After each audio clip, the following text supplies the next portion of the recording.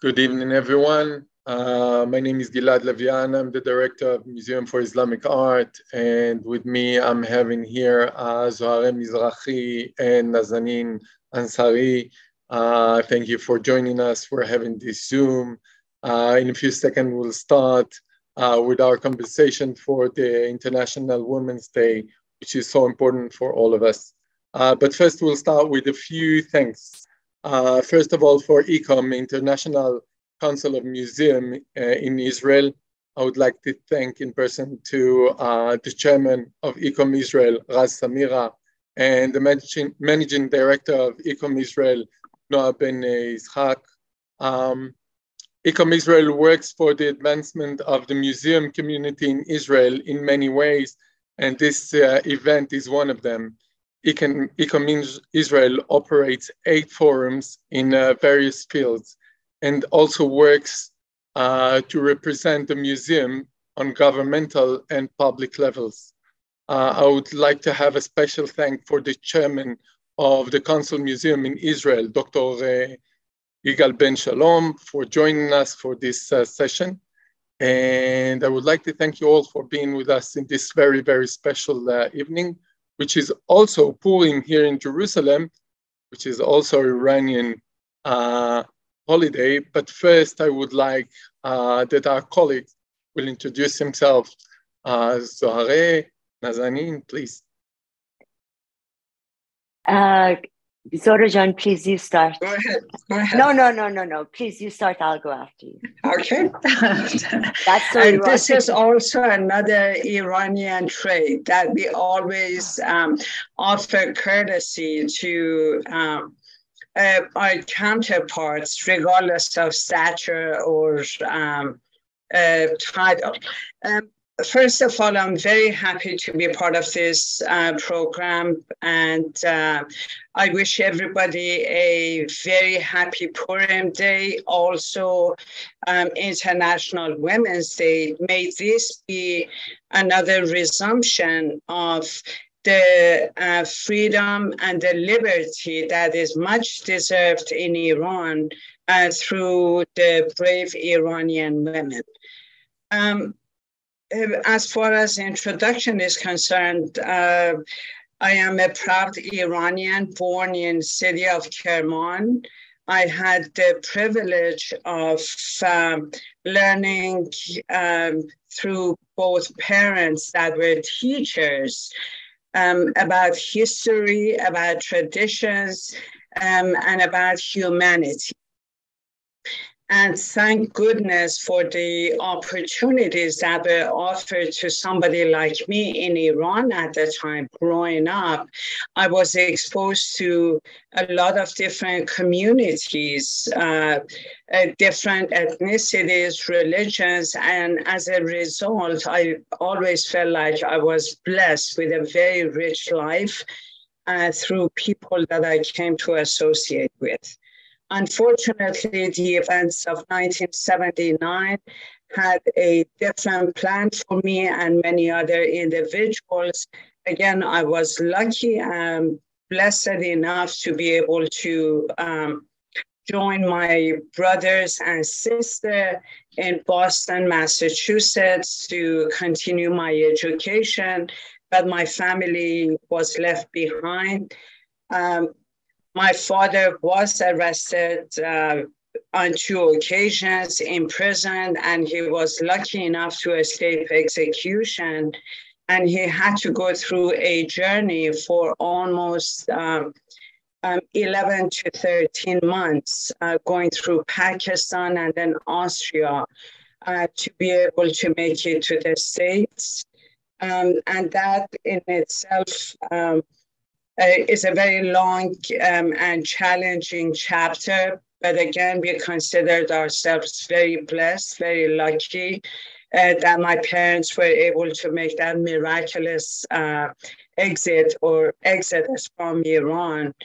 And thank goodness for life in America and the opportunities that were given to me as a teenager. I was able to finish studies and become the person that I always wanted to be. I wanted to be an advocate for people who were in dire need of help, especially in courts, in legal situations. And then that sort of expanded into further community activities. And my ultimate goal has always been empowering women and being a voice for the rather vulnerable and individuals that have been victimized. And again, today I'm proud to be part of this team. Gilad, you made such a strong impression on me when I first met with you. I was trying to find your roots within the Iranian community, but I think it was more heartwarming to know that your attraction came out organically and you loved the Iranians and the culture as a result. During the short period that I've known you, you have taken amazing steps to be that voice for the Iranian people through arts, through music, through impressions. And I'm grateful for the Israeli society for making that possible. And, you know, I'm honored to be sitting next to Nazaanin, albeit virtually, because she is a true leader. She has put her life and her energy into reflecting what is most beautiful about the Iranian culture and history. So I'm all yours, and I'll be happy to answer any questions later on, but I would love to hear from Nazaanin too. Well, Zohra Jan, I don't know how to express really my delight at being here, and thank you so much. You know, it's humbling to hear these words from you, coming from you, but also I wanted to wish you all a happy Purim and also International Women's Day. Certainly, I echo Zohra's expressions, and I think growing up in Iran, as I did in the 1960s, it was a period where we really connected with one another, in whether at school, outside, as individuals and as friends. Friendship through education was the motto of the school I went to, the elementary school that was set up by our principal, who was a leader in the women's movement in Iran, in the women's organization, and Mrs. Hekmat, who also was very active in was a Jewish women's leader. And so the students we had, classmates that I grew up with, and our teachers came from the four corners of the world, including Israel. But we did not connect that way. It is only after the revolution that we started seeing our differences, you know, asking, because of the misery that befell us and befell our friends, whether they were Baha'i, whether they were Jewish, or whether they were even, you know, in some way Muslim. Most of the victims of the revolution were Muslim. Let's not forget that. But they did not agree with this kind of Islam that you see today. Now, like Zohra Jan, I came to the United States. I was, when I came to the United States, it was, I studied at a women's college. I did women's studies and public affairs, and I had the opportunity not only to work with women's groups in DC at that time, Women's Equity Action League, which was an umbrella group of various women's groups in the United States that had got together to, lobby the Congress on the Foreign Service Bill, which affected many women in the workforce, in the military, in the foreign service, and all that. And also in other parts, like the women's division of the Democratic Party, I was an intern. I worked in these places because I was an intern. And I got credits for school. But later on, I got into journalism.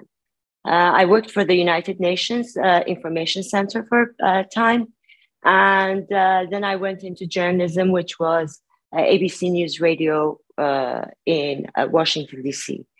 And from then on, I continued into journalism and also in private, business. But come in around 2000, let's move before that, in the 1980s, I was Kayhan London's foreign correspondent in Washington, D.C., where in those times, as many of you will remember, was the Iran-Contra affair. It was during the Reagan period. And later on, I came to London and I continued with Kayhan because I wanted to be part of Iran, even though I couldn't go back, because I had decided at one point that I was not going to wear the veil to take a passport photo. That was, and I was Muslim, and I was sure of my identity. So in that sense, that was my youth, that I was so idealistic. In the sense, now I run two news outlets, Kayhan London, that its history goes back to 1941 in Iran. And because of the revolution, because it was such a popular, it had the highest circulation in the Middle East, it was expropriated. So Kayhan moved to London. And since 2015, we've got Kayhan Live, which is in English. But at the same time, for the past few years, since 2018, I've been working with Georgetown Institute for Women in Peace and Security, organizing, convening, bringing women together to talk about strategies, to talk about where women's groups stand in Iran. And in that sense, the entire direction of the Institute is that for women to bring change, they have to be at the table where decisions are made. And certainly in Iran, we've got many of these women that we have brought in the past few years, but they are now in prison. So these are our women leaders today, that many of them are languishing in prison. And we outside, and whether in communication, media, influencers, we are just their voice. And this is where I will end. Thank you. Thank you, Nazaneen. It's very interesting, and we're going actually to dive into Iran for today, modern Iran. But before, we all sharing a very great hero in the history, in the common history of Iran, in the Jewish people. Of course, I'm talking about Esther, Queen Esther. Zohara, would you like to say some words about this hero, this ancient hero that definitely, and we can assure everyone, that she was inspired by the Iranian culture and not only the Jewish part of her? I would love to, absolutely. You know what, looking back at the history of Iran, especially the Achaemenid era, you do see the role of women to be more proactive, more engaging. And in this particular case, we are talking about a situation where Esther, who is part of King Xerxes' household, she receives news of this deceitful act of the minister of the king or the emperor that would target Jews in Iran.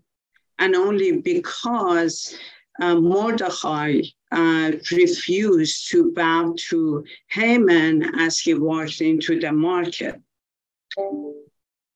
I want to talk about the spirit of Esther. In the old days, in order for somebody to be received before the king, they had to go based on a schedule. It wasn't like anybody who would open the door, very much like the lifestyle we experience today. Everything is based on appointments. Everything is based on prior planning. And in this particular case, you see Esther, a woman who has absolutely no major role other than being the wife of King Xerxes, decides to take on this initiative. And one thing that is missing from the history is that she invites her people to fast for 3 days. They resort to prayers, which in a sense unites people together, brings people together for a common cause. And that's exactly what we are seeing in Iran today. That suddenly this lady, this woman takes on the role of the leader or the mediator between the emperor and the people. And when she sees it necessary to have a visit with the emperor, she does not hesitate to ask the question and put it on the table that I demand to see the king. So you see Esther suddenly as the leader of a movement that is trying to protect the majority of the people that were going to be victimized by a minister who's concocting this plot to execute a sect or a section of the community, and these are the Jews. He wants to annihilate Jews from the Persian Empire. And once he realizes the wife of the emperor, his boss, his king, is a Jewess, he is frightened and he falls on his knees asking for forgiveness. So one thing that I always have admired about the history in Iran, and I think many people appreciate it, is the fact that when we talk about the most fundamental freedoms, especially as it relates to women, Iranian women had it. They had the right to maternity leave. They were enablers. They were empowered to act as the leaders of the army, taking the place of the emperor, or taking on missions and commissions on behalf of their people. It is only from the start of the Safavid dynasty where Shiite became the formal and official religion of Iran that this misogynistic culture in Iran started. The leaders of Shiites, they have this resentment, hatred, and sense of conflict against women. So all throughout the years, we see that, and the centuries, we see that they are trying to push women into the dark rooms of a house, in the kitchen, and limiting their roles to only reproduction and being service to their men. Go ahead. Of course, I would like to continue and listen to more, but we all know that on the Qajar dynasty and later on in the Pahlavi, there were changes, right? Nazaneen, we see the change coming through education, coming through human rights, and coming through mostly giving women control. And we do know about Qajar princess, which is taking a lot of rules into her hands. And how do we see it along the way through the white revolution of Muhammad Reza Shah, and later on, maybe about today, let's make this bridge into today. How is it actually reflect, and how do we see this 300 years history, which is changing the women stand in Iran? Thank you so very much. Zohra really explained the ancient history of the Iranian women and the role they played in society. In the second half of the 19th century, we fast forward, we see the fundamental beginnings of a structural and ideological transformation in Iran as far as the women's movement is concerned. And this is the 1906 constitution. Women were really involved in the constitutional revolution, and they boycotted. For example, when I'm saying involved, it means that they not only boycotted the import of foreign goods, and they raised funds for the establishment of the first national bank in Iran. And they wore only native fabrics, and they sold their jewelry and they even gave up their dowries to finance this bank. And the entire nation, even in our history books, we have been very grateful. Their place has been reserved in history. But in the late 1800s as well, they had a very strong presence. And in the Reuters concessions, for example, in 1872, and the tobacco protests, they brought masses onto the streets. This is under the Qajar dynasty. But then they decided also to organize themselves. And education became a priority. And the schools produced a first generation of well-educated, prominent women. But in addition to that, you see women's associations flourishing. Society for Women, Association of the Ladies of the Homeland, the Society of the Welfare of the Iranian Women. And with the incoming Pahlavi dynasty, and specifically Reza Shah, who wanted to modernize Iran, women became central in this modernization and secularization of the Iranian society. And for example, and that is when, although women were very active during the constitutional revolution, it took Reza Shah to come and bring and change the civil code and the judiciary and establish new principles of civil procedures. And they set even a commission consisting of Iranian lawyers trained in Europe and Shiite clerics and theologians. But and this is how the Iranian civil code was established. And the first thing they did was to give women the right for divorce, and elevating the age of marriage from 15 for girls. They elevated it from 9, before it was 9, but they elevated it to 15, and 18 for boys. But family laws remained within the Sharia court. It took to the 1960s, I fast forward, because it was the women who were really actually also helping and pushing the Pahlavi dynasty, whether it was Reza Shah or whether later on with his brother and twin sister, Ashraf Pahlavi, who played an immense role, because let's not forget, it was a monarchy. And again, women fulfilled their roles in various strata of the society.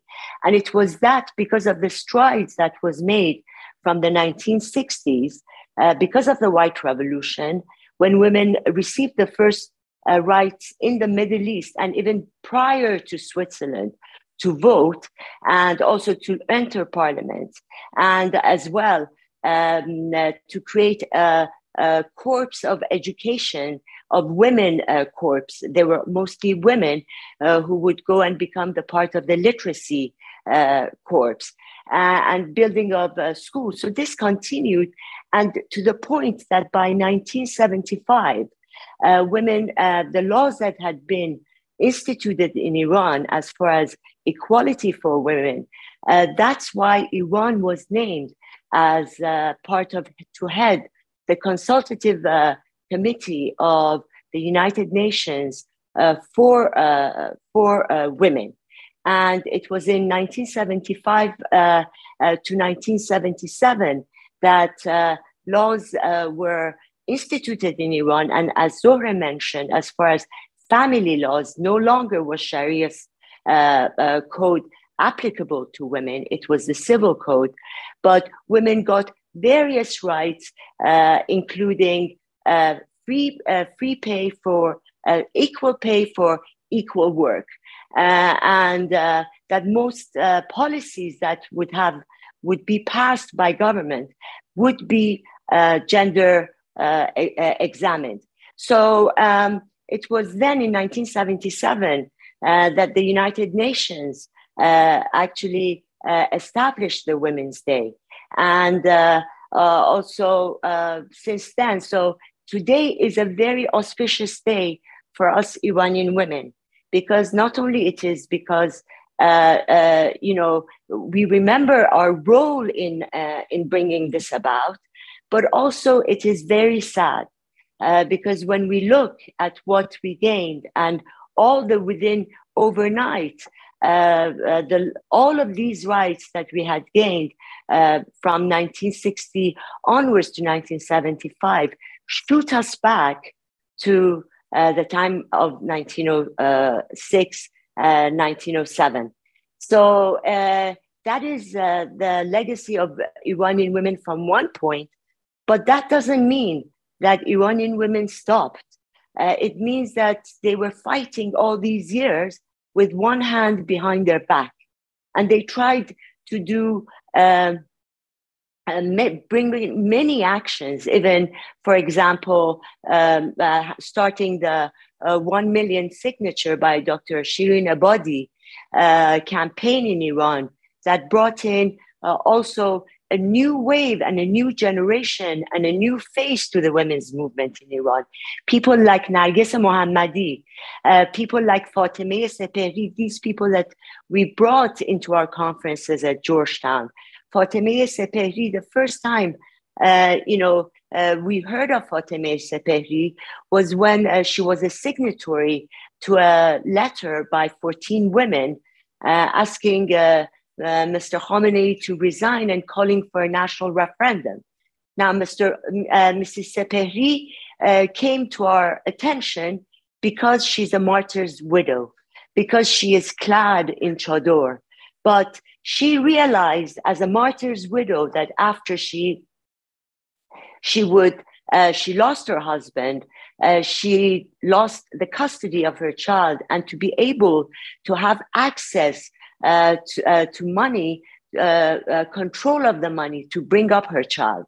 So that was her break with the Islamic Republic. Then we also have people like Puran Nazemi, who is a brave activist, writer, has been in jail a few times, is recently on furlough, just sending us a message from Iran, which she did for an event we had with Tortoise Media, saying that today in Iran, after this long history that Zohra just mentioned, and what we have had since our gains between 1930s to 1975, Puran Nazemi talks about Iran today. And she says that if today a drunken man, a deviant with a deviant sexual character, a man, an elderly man, goes and rapes a girl and kills the girl, for under the laws that we have today, he will pay half of the compensation to the family if that is due, that is warranted for a victim of a male victim.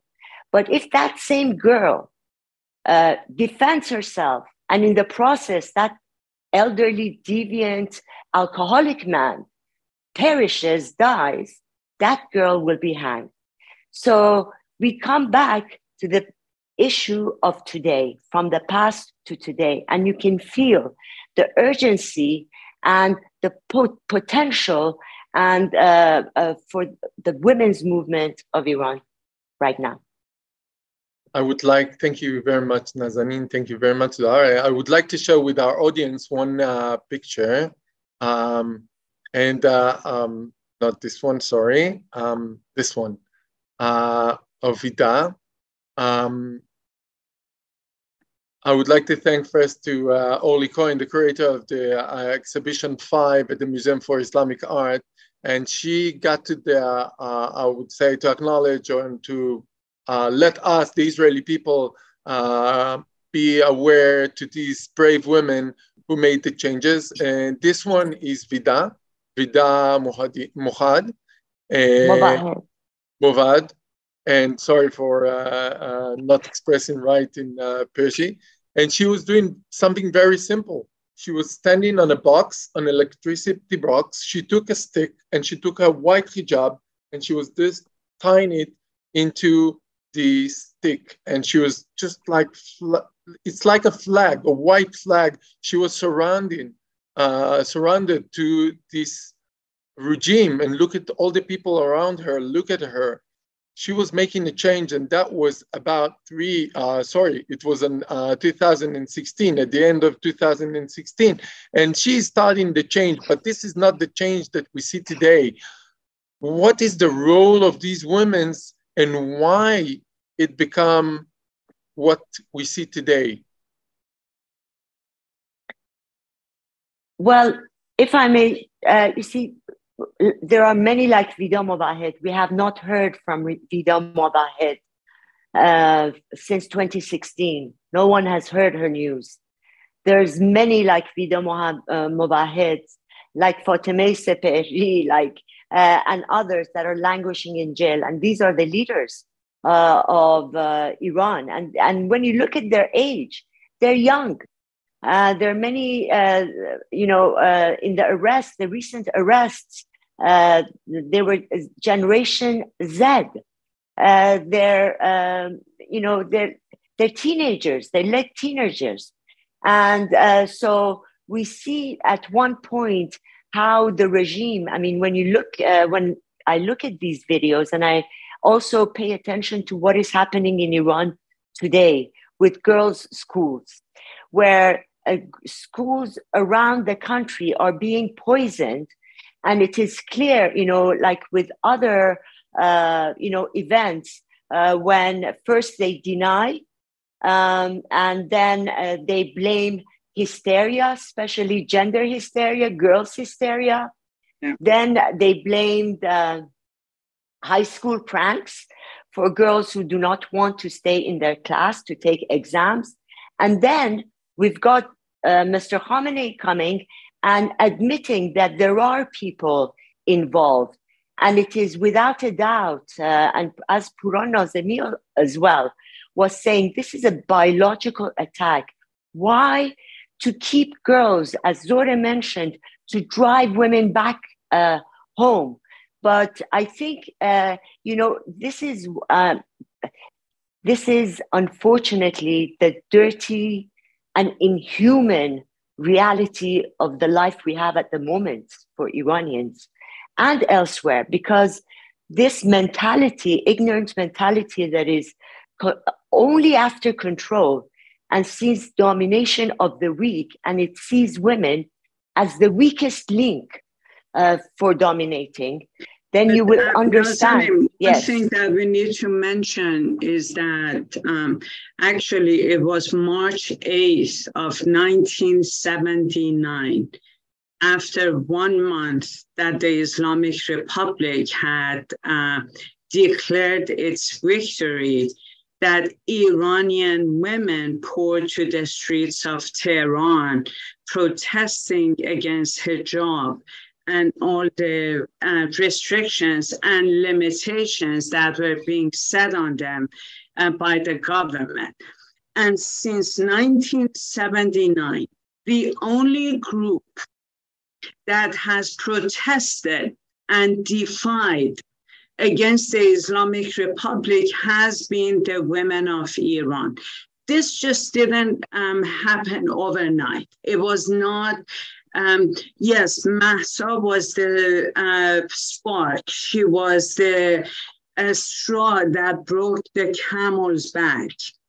But this goes back to 1979, when people wanted some sort of reformation. They wanted some changes. They did not want a revolution. They did not want a theocracy. They did not want a group of clergies that God knows were they came from, what their background was, to take over the nation and to make decisions about the most private aspect of people's lives, their bedrooms, their sexual life, their education, their interaction in society, the right to assembly, the right to expression, the right of religion.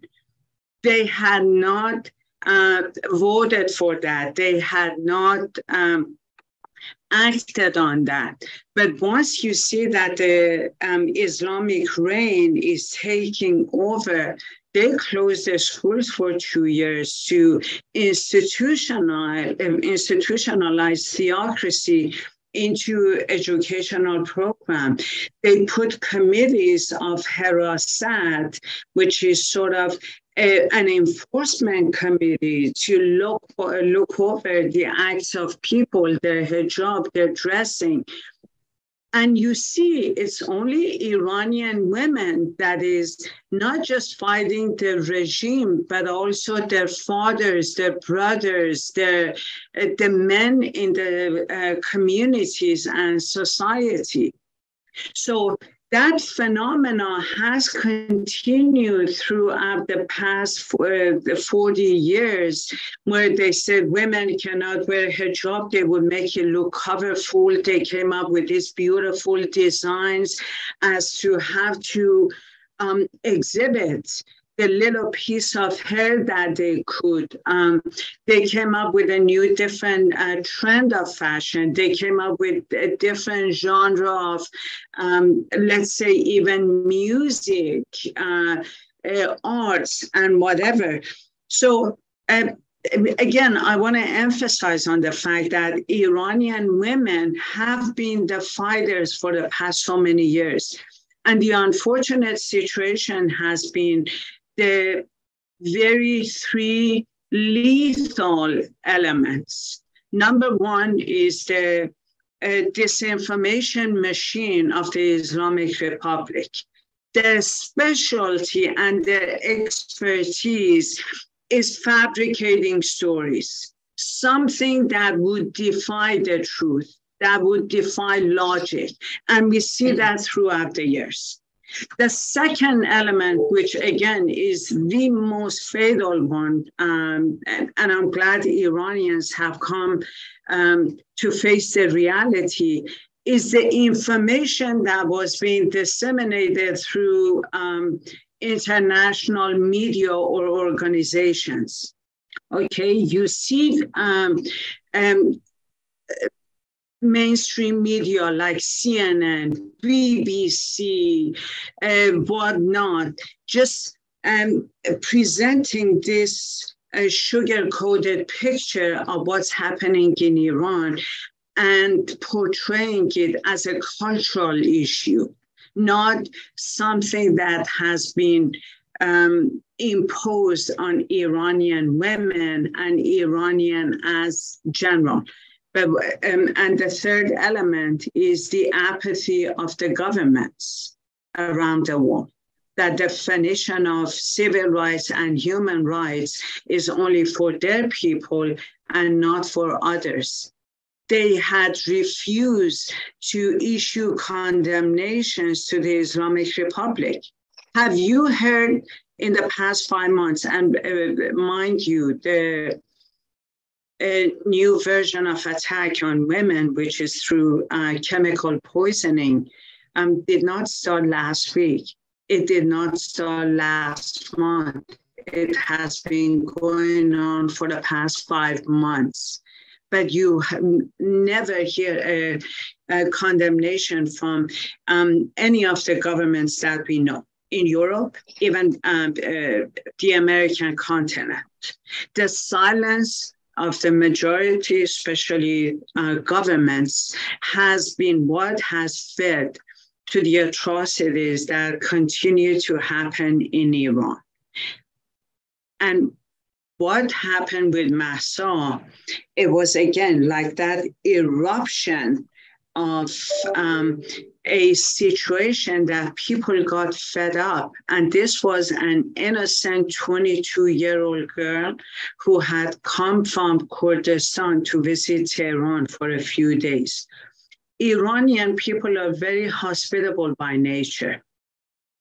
They are very overprotective of their guests and their visitors. And in this situation, once the news of the brutal behavior towards Mahsa is revealed, and again, that's another woman who takes a photo of her, who's brave enough to expose these crimes to the world, that Iranian people came together.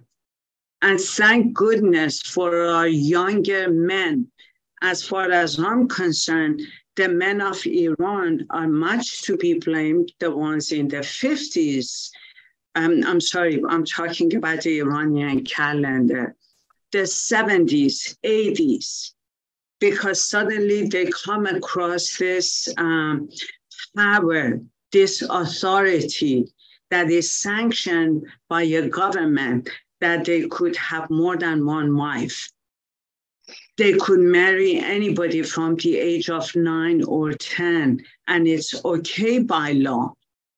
It is perfectly approved by religion and the morality standards.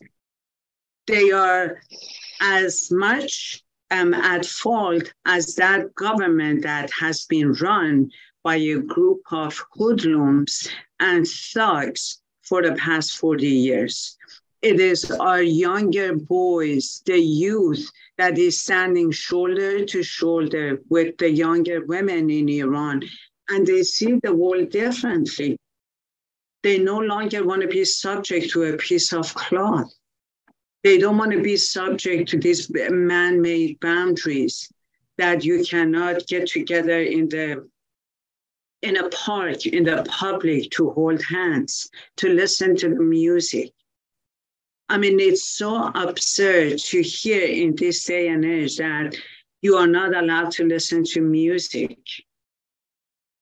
You are not allowed to express yourself. So the time has come. And now that the younger generation is speaking out, the world should also speak out and do something about it. I would like to share with you that a lot of our audience having questions, and so please keep on asking questions and we'll try to answer them. And I think one of the things that our audience does not some of them familiar with, is the poisoning thing. People are asking, what is the poisoning thing?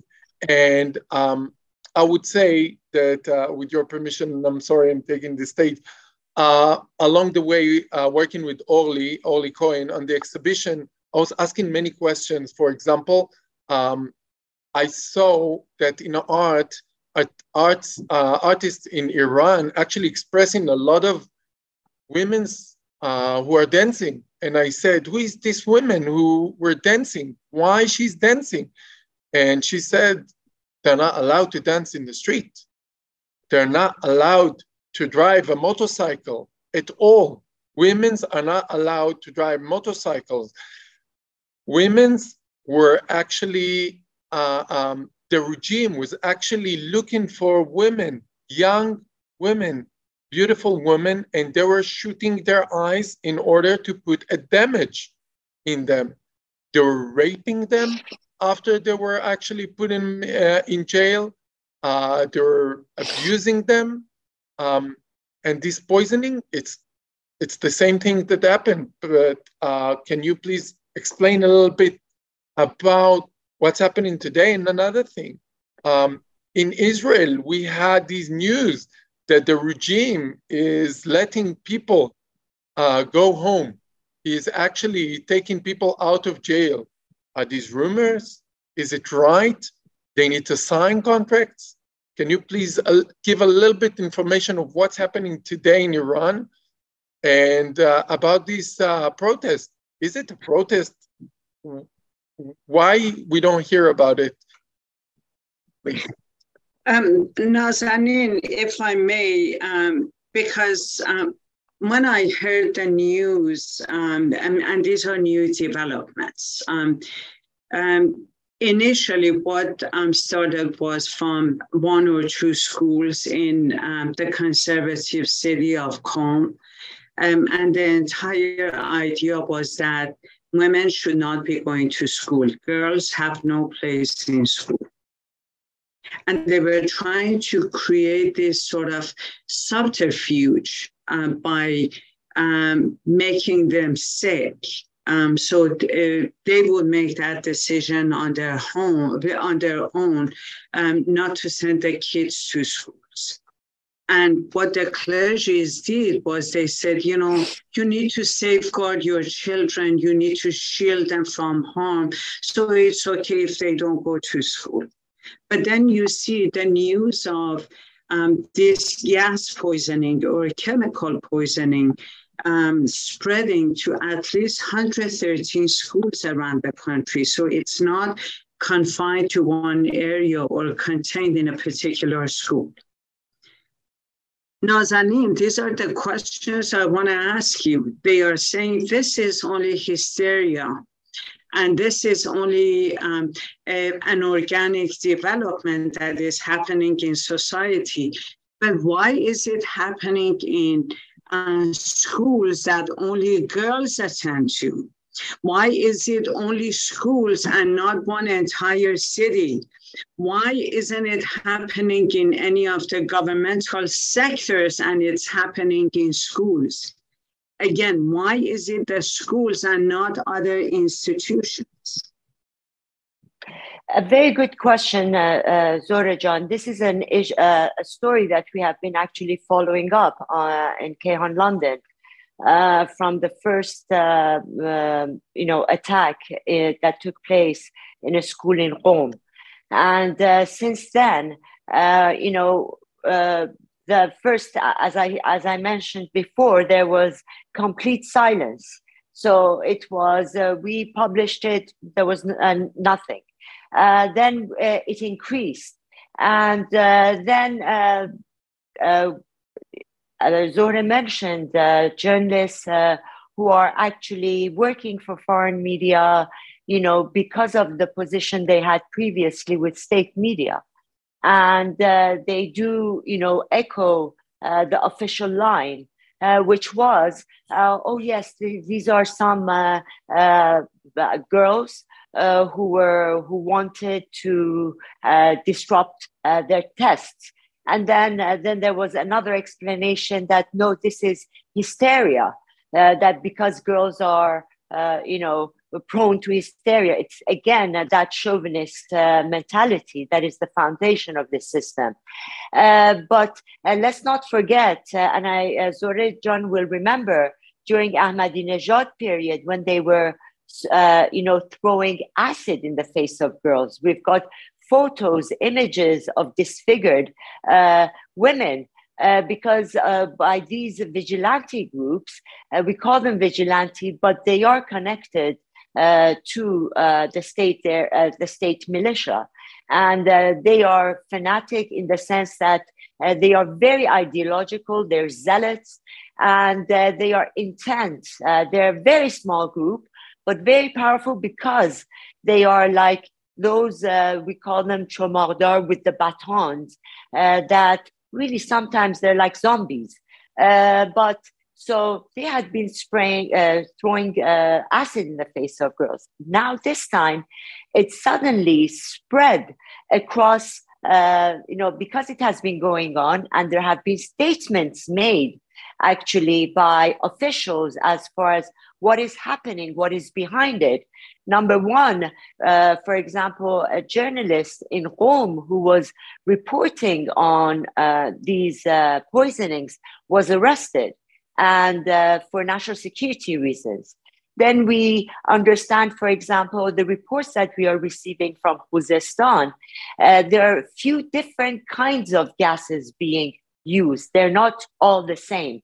But what's the most dangerous one that has happened in the past few days is that it is Mr. Khamenei that comes and admits that there are people who are actually in charge of this. There are rumors that it is, and these are credible sources saying this, that there is a division of the IRGC and the intelligence of the Sepah that is in control of some of these forces who have access to these kind of schools. And why Zohra asked the question, why schools? They have also arrested a few teachers, I should add, and the question is, why schools? It's because this revolution, what we saw and what we are feeling and what we know is happening was started by the teachers' networks. The teachers, we have been following all these daily protests of not only teachers, also bus drivers, oil workers, contractors on a daily basis. From 2015 to 2019 and to recently, it was all within the system. They were not asking for any removal of the regime. They wanted to get their rights within the parameters of the system, and the promises that were made were never kept. So the protests and the regime blames. They think that by creating fear through the school poisonings, and they will divert the world attention, divert everything towards this new phenomenon that the teachers will not have opportunity, or the students, to really regroup and come together. But what these people don't understand, and what we should recognize, is that when they are gassing school children, that is the enormity of their fear, of the potential they see. It is the strength of this movement that is, they are using gas poisoning. But do you think that the determination and the resilience will go away? No, on the contrary. What we are seeing is a more determined leaders in prison, outside, in media.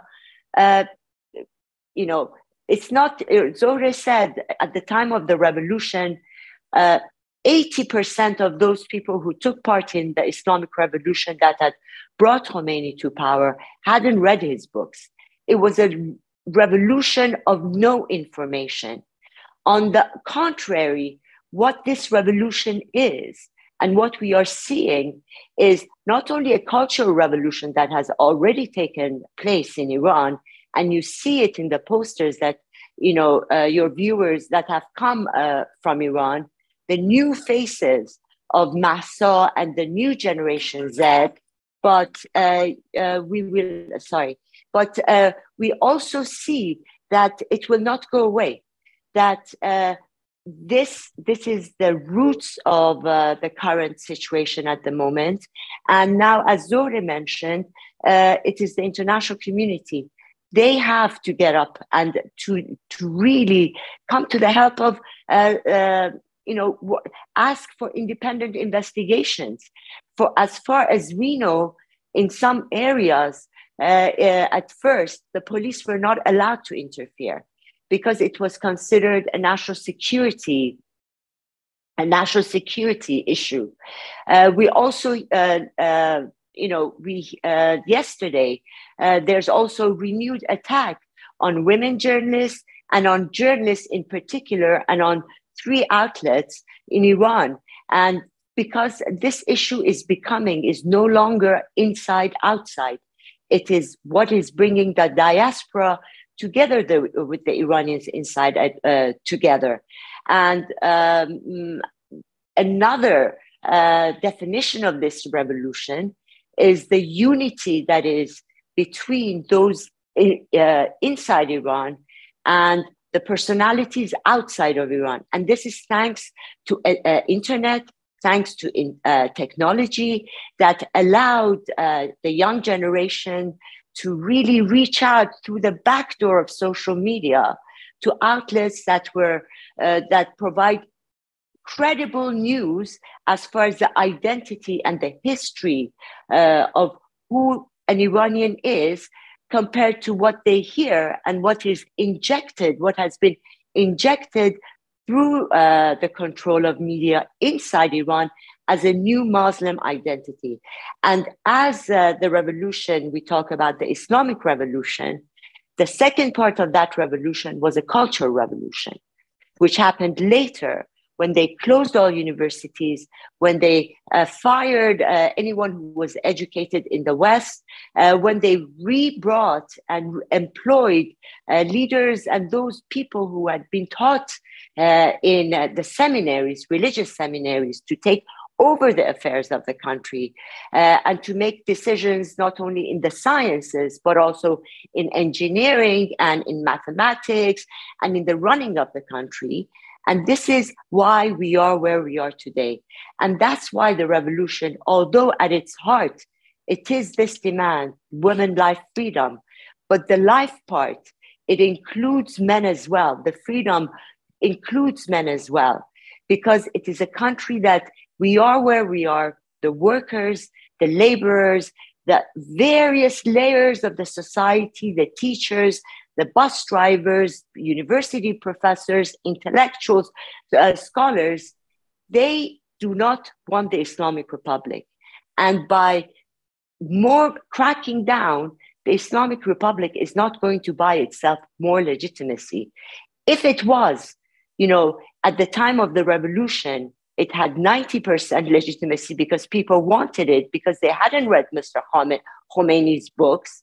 Now, after 40 years, they have seen it, they have tasted it, they have felt it, and they have lived it. And this is something they reject. And what they want now is the Iran that is modern, progressive, according to human rights, that is not isolated, that is open to the international community based on respect and human rights. And that is why we are today. If you ask me, has the revolution died? No. Have the protests? A revolution is not only on the streets. The Islamic revolution instituted from top, the cultural revolution, but it has taken us 43 years for the people themselves, from the roots, it is rooted in history and society, to change its own culture. And this culture has changed, and the parameters, the political structures that are there, that rule them legally, that rule politically and economically, are anachronistic to modern times. And that's why it is, without fail, it is going to fail. I'm going to ask a hard question. We all sitting here comfortably in the West, in, I would say, democracy countries, in America, in London, in Jerusalem, in Israel.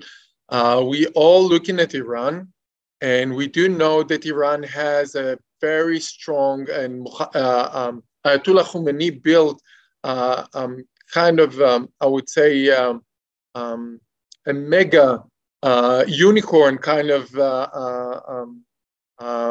factory that has a lot of money, a lot of power, and the kids of these leaders are staying in great houses in America, in Europe, and we can actually, there's a lot of Iranian people asking, where is the West? Why there is no more pressure, and how to keep this pressure against Iran? And we're not talking about right now about Iranian. We're talking about human rights. We're talking about women rights. We're talking about freedom of people. And what can the Western countries do in order to push the regime and to give these people what they want? Gilad, I want to reframe your question and pose it this way. Forget about human rights, okay? That should be the business of the Iranian community and Iranians to make that decision on their own.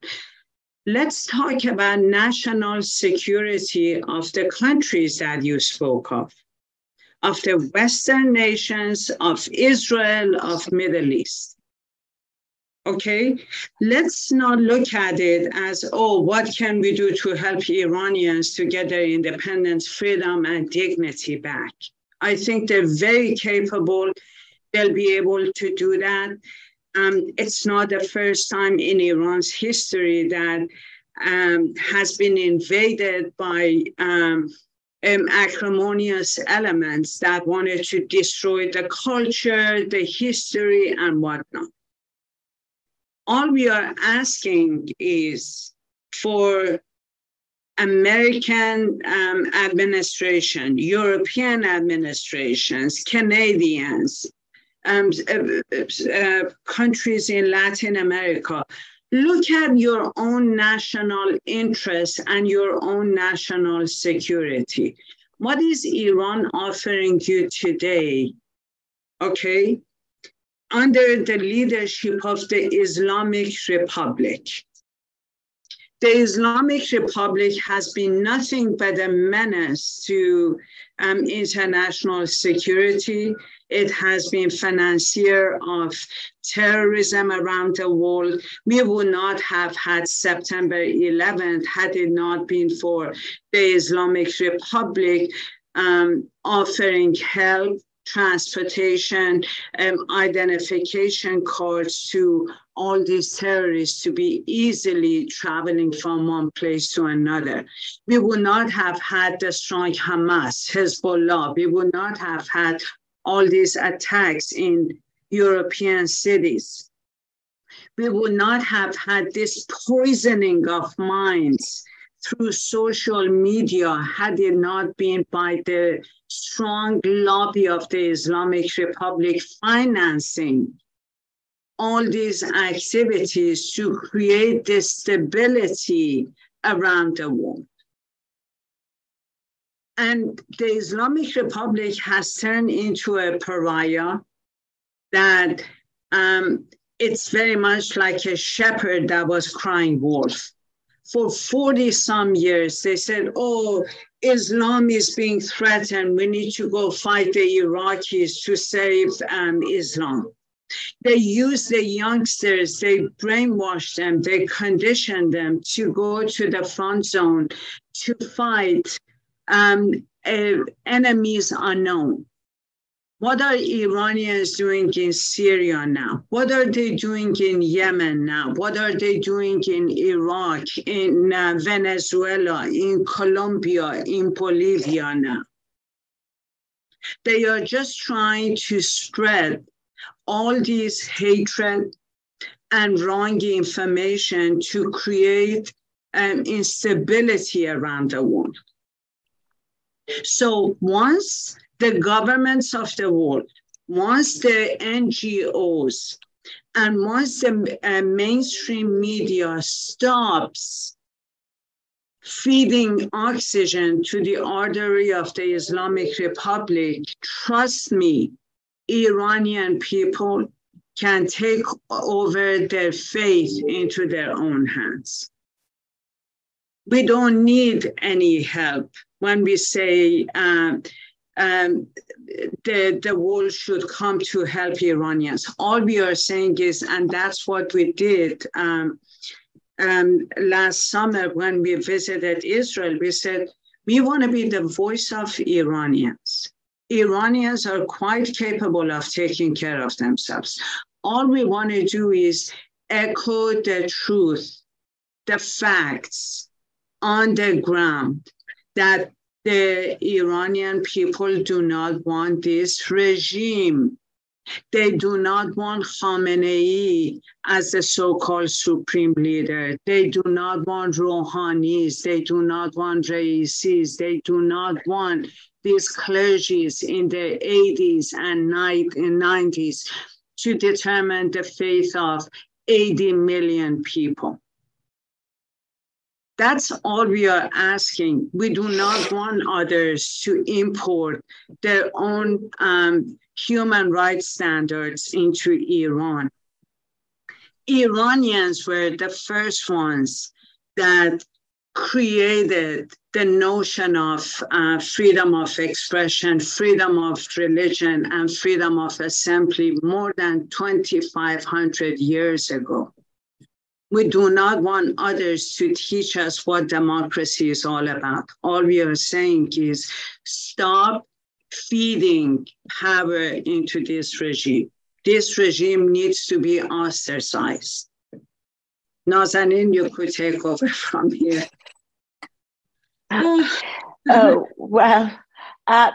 Zohra was basically explained it all. I'll just give you my experience and from where I am sitting in London. Certainly, when you look at IRGC activities in UK that involve the United Kingdom, from one side you see the case of, you remember the case of Nazanin Zaghari-Ratcliffe, who was in prison, taken hostage in Iran, or Anousheh Ashuri, another British Iranian.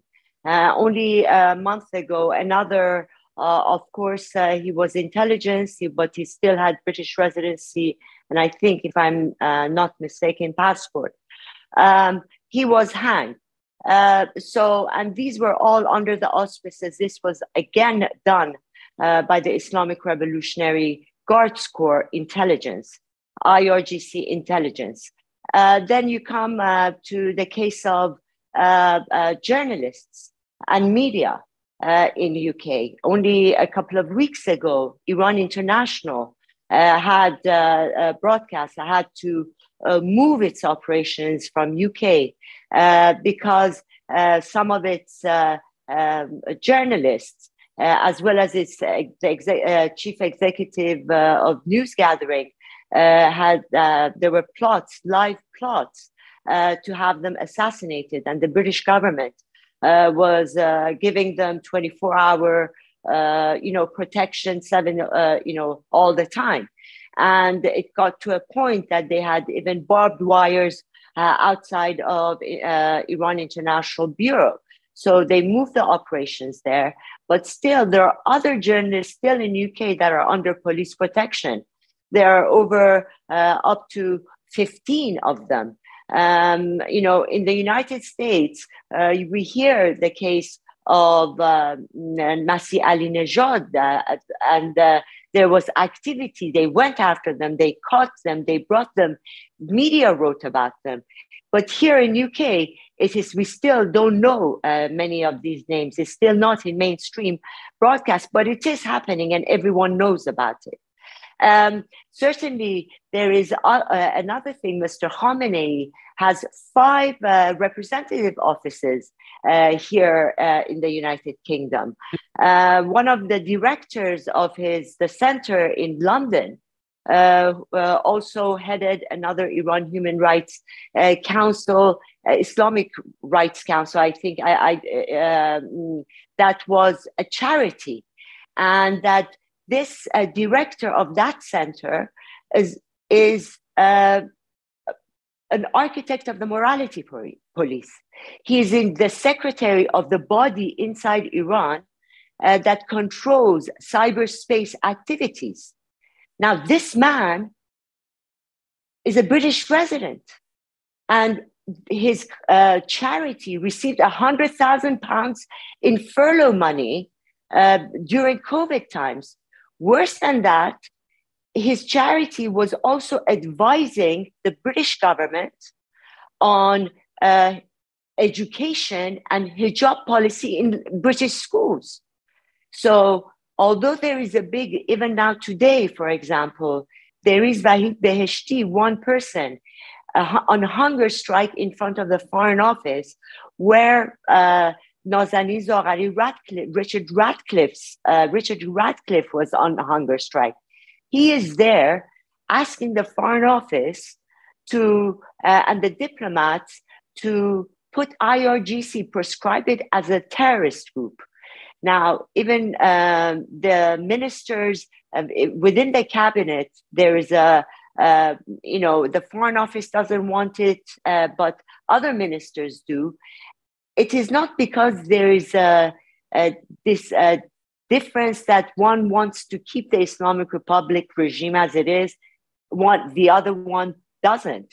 It is because there is a clear recognition that the IRGC are also hurting the interests of Europe. They're sending drones to Ukraine for Russia.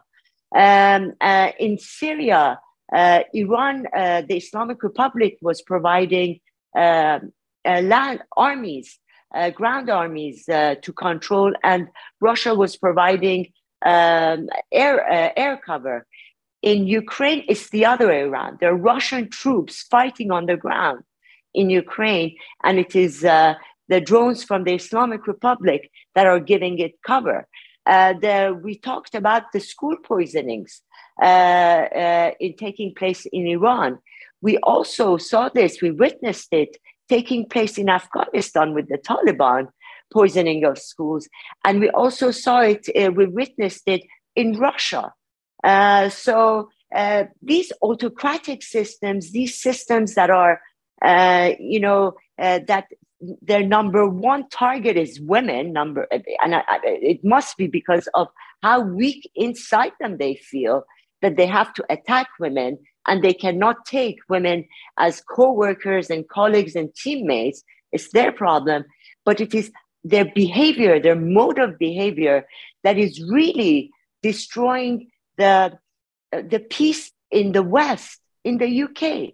So although there's a group that wants to list IRGC as terrorist groups, the other says, no, let's use the IRGC and start using the tools at our disposal as carving knives and set them one against the other. So in that sense, it comes down to policy and what's best to do it. Certainly, as Zohra mentioned, those under attack in Iran, and the Islamic Republic knows it, it wants to dampen their energy, their hope that they are alone and the world will not come to their aid. But there is a lot that it can be done outside, that even though you can use a carving knife to put one against the other, as the Israeli, have done, that I've heard from Israeli authorities that they look at the Islamic Republic as a Swiss cheese. Well, let's use that to be able to really push back on this mentality of ignorance. And the only way to do it is to really empower those voices inside Iran and use the tools at our disposal outside, within the transitional justice, within international law. Zohra is more knowledgeable about this than I am because of her work at looking IRGC in the eye in the United States and winning. Thank you. One last thing I would like to share with you. I think this is, I love this picture that, of course, we're presenting at the Museum for Islamic Art, Exhibition 5, made by Orly Cohen. Look at this. I think this is beautiful. I think this is, and this is the last question that I have, a very short one. I think this is maybe what the Iranian people want. It's emphasized maybe that they're not looking for a strict solution or democracy or whatever. What exactly do they like? What and why I like this picture so much? This is the Iran Zohra I grew up. Zohra, John, you go ahead. No, go like ahead. it only because the individual has the choice of what and how she wants to appear outside.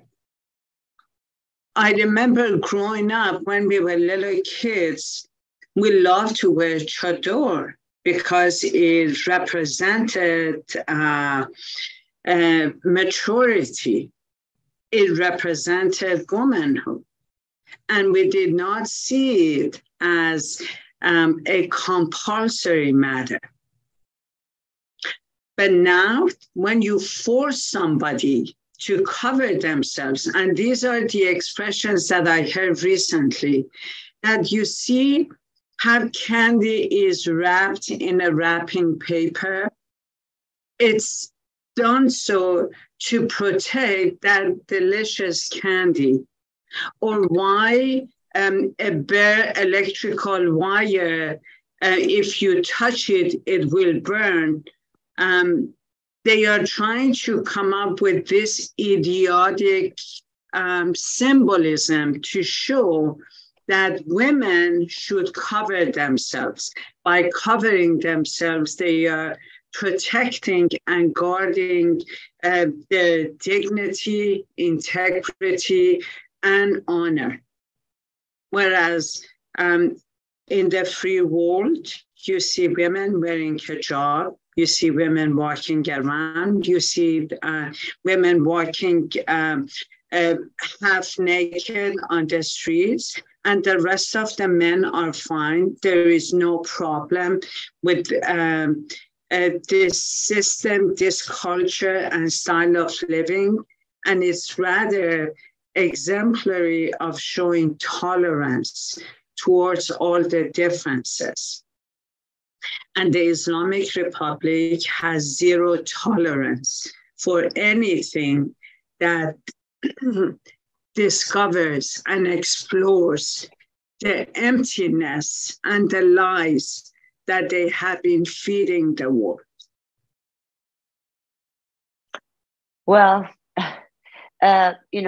that photo that you showed us is that Iran that Zohra and I grew up in, that we had women, with chador, without chador, whether going into shrines, you cover your hair, but it was a sign of respect, like, many outsiders do, in West, but it wasn't a question. It was a question more of choice. But that picture as well exudes a hope, exudes the youth right now, the two young women, one with chador, one without, going backwards, but looking forward to a new Iran. So I think in that sense, I spoke about Fatemeh Sepehri, who was exactly just like the lady in the photo with black chador clad, but still she's one of the faces of the Iran's women's movement, because it is about choice, but it is also about individual rights. And 50% of Iran cannot be living with one hand behind their back. That Iran to develop, to become progressive, to become modern, to be developed for all its people, it needs the talent, the expertise, the potential of all its women. And that can only be guaranteed if legally they are accorded the same rights, that they are not considered as half citizens. It is a gender apartheid in Iran. And the same way that, the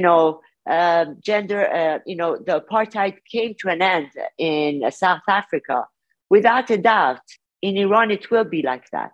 And this is, I think, one of the strengths of the women life freedom movement, because it is not only about Iran, it is also about Afghanistan, it is also about Ukraine, it is also about other countries in the Middle East.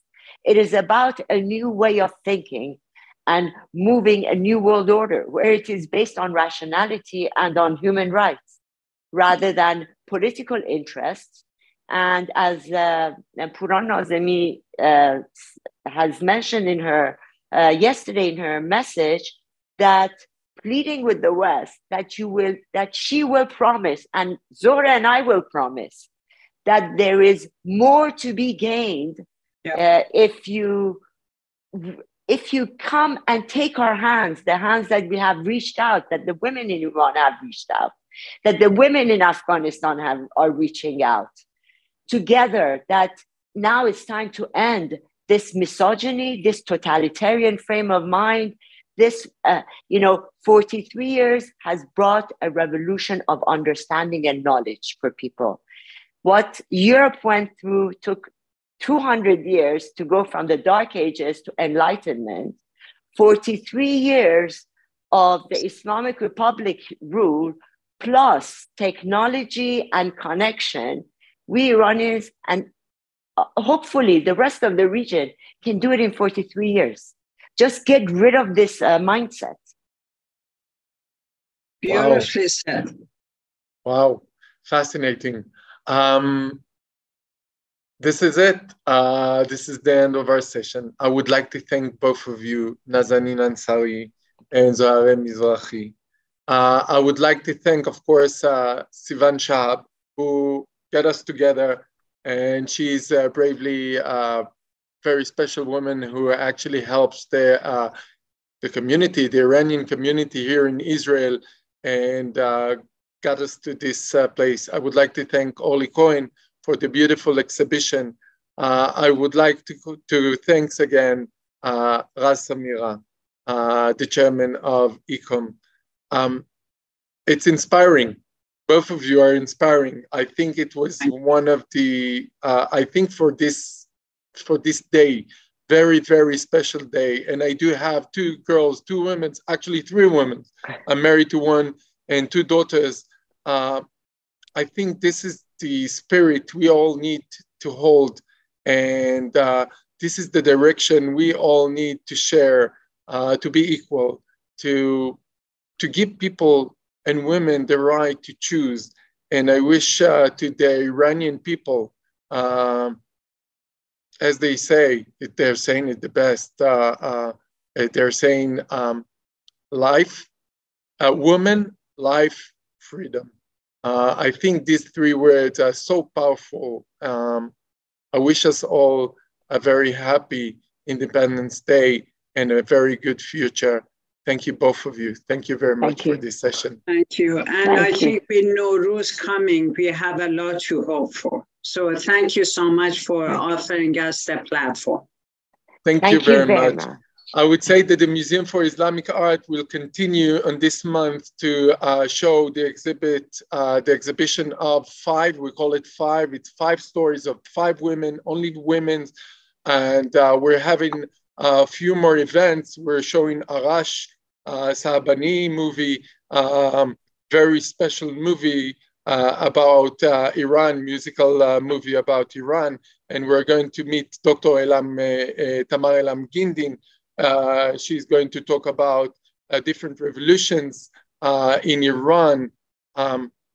Fascinating country. And thank you all for this beautiful, amazing evening. Thank you very much.